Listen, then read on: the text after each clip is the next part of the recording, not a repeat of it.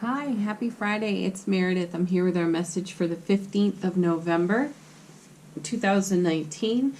We're using Arcanum Tarot for our message today and our card from the bottom of the deck. The Wheel of Fortune. Why not? It's been showing up in a variety of ways in our readings recently anyhow. So here it is, front and center for us. The Divine Delivery System. Flowing into the present moment. Beautiful. All right. Wheel of Fortune in the major arcana is a shift in frequency. One of its meanings anyway. As we travel through the suit of the major arcana cards, the Fool right up to number 10, the Wheel, is a more, as it's described in many tarot books, a more tactile, physical type of experience. And then we have an inward spiritual shift happen on the wheel. So we turn inward, we move deeper into our spiritual self-awareness. The card feels more like confirmation that yes, that's where we are. Yesterday's message had was about kind of a hush and a quiet that's come over all of us, and that to me speaks to our attention upon our relationship with self. And what I feel here with the Wheel of Fortune showing up as our over card to the reading is that what we have to share and offer from our most recent pass into solitude, quiet, inner reflection, now we are moving that outward, which kind of feels like a little bit of relief to some of us. It feels like moving forward, taking a step, taking action, reestablishing communication with those nearest and dearest to us, and sharing what's come of our recent experiences. So we may be feeling inspired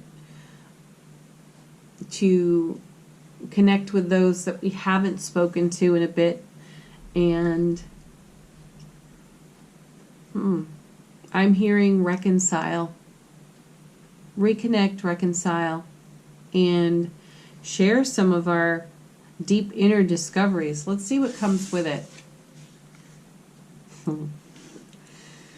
One of my favorite nights, the Knight of Pentacles. So this is great movement. So we see the turning of the wheel and the energy flowing to the Knight of Pentacles. So this is where he has come from. He carries the Ace of Pentacles with him. So this is new beginnings, fresh starts, of course.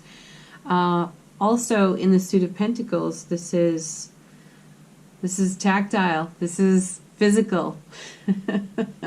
So the spiritual becomes physical after the physical had become spiritual. Nice little infinity loop going on there. He's one of my favorite knights because he himself is in stillness and a bit of solitude on this card. And what he's doing is taking a look at all that is before him, and he's considering it. He's very thoughtful and awake and aware, has a great attention to detail, and these are wonderful qualities that we can embrace and put to work in our world. Let's see what it connects to. The moon. Yeah, of course, why not? The most mysterious. You know, we're still in a pretty deep Scorpio energy. We've got the retrograde in Scorpio, and we have the sun in Scorpio at this time. I love that we've got the moon here because, pardon, it's an alchemy card. It's borrowed light of the sun. So we've got Scorpio flowing into the moon energy through the sun at this time as well. So this is shining on us. And Scorpio is deep. Scorpio is reflective and curious. And in that curiosity, our intuitive gifts get, pardon, we get stimulated and inspired as well. So we're being great channels to our own, from our own inner relationship, the relationship to self. We are being formed by we are being informed by the divine, all that is, and it's flowing into our waking consciousness. I feel here a message too that for some of us, the universe has been trying to get our attention and repeatedly bringing some information to us. And it may not have been so obvious, but with the shift in energy from physical to spiritual on the wheel, and then the moon showing up, it feels like we finally get the message. And my guides are saying, be mindful of how that message comes to you, and be in a space of neutral receiving. Because if it's run through the chatty ego, the story we tell ourselves, this comes out of yesterday's message, can cast quite a different light on its true meaning. And yesterday the message was, things are not what our ego would have us believe. So you have to walk a very fine spiritual line within your own self, because with the Wheel of Fortune here, you have an influence of the past, and you have an influence of reconciliation. So we may be attempting to heal or reconcile some energies of the past. And the big message that comes off these cards right now is, adopt the position of the knight and take a really good solid look around, because your past is not your now, and your past does not have to be your future. Yet if you run your present through the filter of the past, what are you going to get? Is it going to be more frustration, potential stagnation? Are you going to cast a light upon the relationships of those who are in your life at this time and make a leap with the ego and an assumption of the ego that your past has too much of an influence on your now and your potential unfolding future? Consider it. You know, someone said to me yesterday, or reminded me of the definition of insanity, which was doing the same thing and expecting a different result. Are we doing that? Is a great question. Go deep in the Scorpio energy and figure that out for yourself. Look at what you're doing in repetition. Look at what has come round over and over and over for your consideration, and pause here like this night. Take a fresh look, fresh opportunity to look at some of the same old familiar energies and experiences and see if they actually do align. Bring your intuition on board with this and be kind to your ego, be loving to your ego. If it pops up, thank it for showing up. Just take the reins out of its hands. Grab the keys to the Ferrari. Don't let the ego run away with that. Next we have, oh, how perfect, the Six of Cups. This card, as I tell you so often, it relates for me intuitively to the Wheel of Fortune. So we have it in the major suit, we have it in the minor suit now, and this is quite an infinity loop.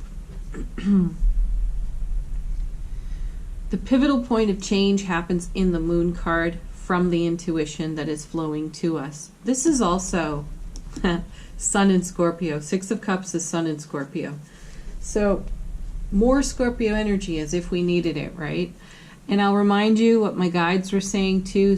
Find out where Scorpio lives in your astrological chart and learn about yourself and see how you can expand on this energy that's on offer to us and go deep with it, because it has great value to our self relationship and then in turn what we have to offer in all of our other relationships. My feeling is here that we are being challenged, my guides are saying the gauntlet has been thrown down.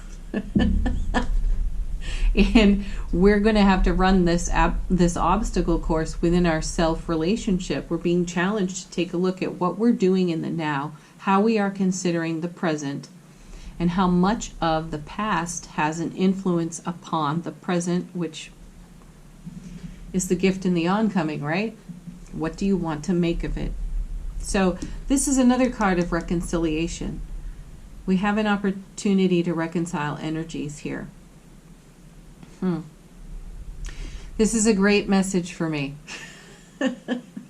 On a personal note, I've seen some things come up for myself in repetition, and I have a fresh opportunity through the Knight of Pentacles to pause and embrace the gift of the Ace of Pentacles that the Knight carries, and to step across a new threshold of experience within my inner relationship. Do I want to respond in a way that I have habitually or even traditionally responded? I can honestly tell you, no, I don't. So the challenge here, the alchemy, is to bring my intuition, to see things in a different way, to expand my conscious waking awareness. This is the invitation that's on offer to each of us in these cards today. So, what have I not considered? What can I do differently? And I allow for inspiration, inspired heart space consideration. Yes, okay, let's take a look at the numerology so I don't forget it again. The wheel is 10. The moon, 18. So 28, 6, 34, and 1. 35, 3, and 5 work out to an 8. And I was humorously corrected for the other day when we did this, and I said the cards worked out to a 4.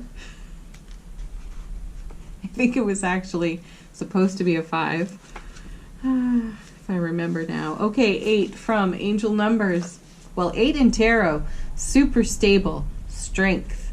8 is the number of strength. Turned on its side, it's an infinity loop, which we have here in the reading today. And vitality on the 8 as well. And in Angel Numbers, the message is financial abundance is coming to you now, which is pretty sweet because we have the Ace of Pentacles there. Open up the floodgates, right? Let's do angel answers.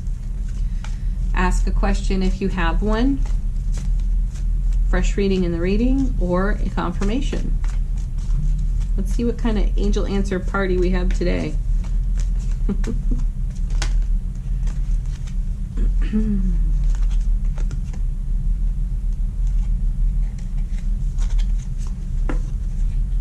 Perfect timing. You know I have to put that right next to the Knight. He's our slowest Knight of the bunch. But slow and steady wins the race. That's the feeling there. Perfect timing. Trust the divine timing. Ooh, I know. That one can be frustrating, and in response to my own considerations of this message on a personal level, trusting divine timing, going with the flow, allowing for that, my ego would love to get a hold of that. Okay. Next card.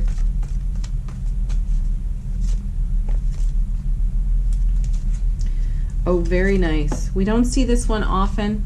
Reconsider. That connects to our wheel and our 6 because we've got reconciliation and we're in the retrograde. It's an opportunity to review things, to reconsider them. Reconsider if you want to respond in a way that is familiar and safe, or do you want to take a leap of faith and do it different? All right, next one. Emphatically yes. I do. I like it. Yeah. Sweet. All right, our last card, affirmation from the universe has our back. I surrender to a power greater than me. And as a dear friend would say, I yield. Not surrender, I yield. Yeah, because yield feels better, right, than patience. Like patience and allowing. Allowing feels better than patience. Yield feels better than surrender. This is a go with the flow card, though, and definitely allow yourself to float right into the beautiful, loving, supportive arms of the divine, universal all that is, and allow it to deliver you to your inspired, intuitive, aha epiphanies. Have a beautiful weekend, everybody. Thank you so much for watching. Oh, one more reminder, the card that fell on the floor the other day, I did forget to tell you what that was, and it was a year from now. I know, that's another eye roller, isn't it? So when I see that card, I encourage you to make a journal entry or jot something down somewhere in the notes on your phone, whatever it is, and check back in on yourself and see just how much spiritual journey distance you've gone in the year that's unfolding. And you won't recognize your life, your attitude, and all the things that you've reconsidered and amplified energy and frequency for. It's kind of fun to do it. All right, have a beautiful weekend, everyone. Peace, love, blessings, and joy to each and every one of you. Thank you so much for your comments. They've been awesome, and I appreciate you doing that. Bye for now. Peace.